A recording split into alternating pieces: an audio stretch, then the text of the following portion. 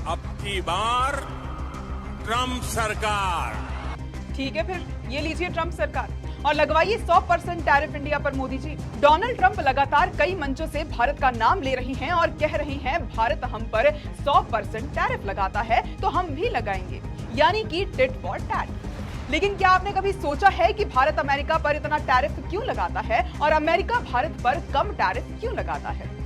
भारत घरेलू उद्योग को बचाने के लिए अमेरिका पर इतना टैरिफ लगाता है क्योंकि भारत में छोटे और मझोले व्यापारी अमेरिकी प्रोडक्ट्स की कीमतों का मुकाबला नहीं कर सकते। अगर टैरिफ ना लगाया जाए तो भारतीय बाजार में विदेशी सामान हावी हो जाएगा। दूसरा कारण है व्यापार संतुलन का अंतर। अमेरिका से भारत का ट्रेड बैलेंस नेगेटिव है, यानी भारत अमेरिका से ज्यादा सामान खरीदता है और अमेरिका कम। इस अंतर को बैलेंस करने के लिए टैरिफ जरूरी होता है। अब अमेरिका भारत पर कम टैरिफ क्यों लगाता है? क्योंकि अमेरिका को भारत के आईटी सेक्टर, फार्मा और सर्विस इंडस्ट्री से बड़ा फायदा होता है। अमेरिका भारत के सस्ते श्रम और टेक्नोलॉजी आउटसोर्सिंग पर निर्भर है। भारत एक बड़ा बाजार है जहां अमेरिकी कंपनियां अपनी पहुंच बनाए रखना चाहती हैं। तो मतलब कि अमेरिका हम पर उतना ही डिपेंडेंट है जितना कि हम डिपेंडेंट हैं अमेरिका पर।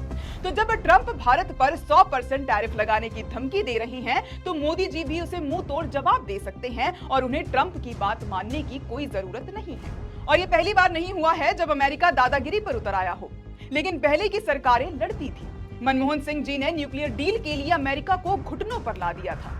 इंदिरा गांधी ने अमेरिका की चेतावनी के बावजूद 1974 में पहला न्यूक्लियर टेस्ट कर दिखाया था। नेहरू जी ने अमेरिका के दबाव के बावजूद गुट निरपेक्ष आंदोलन का नेतृत्व किया था। दूसरी ओर मोदी जी क्या कर रही हैं? हाउडी मोदी, अब की बार ट्रंप सरकार चीते के साथ फोटोशूट। जेलेंस्की भी अपने देश के लिए ट्रंप से लड़ गए, लेकिन मोदी जी, अगर मोदी जी खुद को शेर बताते हैं तो शेर के गुण भी होने चाहिए। शेर झुकता नहीं, समझौता नहीं करता, शेर अपनी जनता के हित के लिए लड़ता है। तो मोदी जी, क्या आप वाकई शेर हैं या फिर सिर्फ फोटोशूट के लिए ही शेर हैं?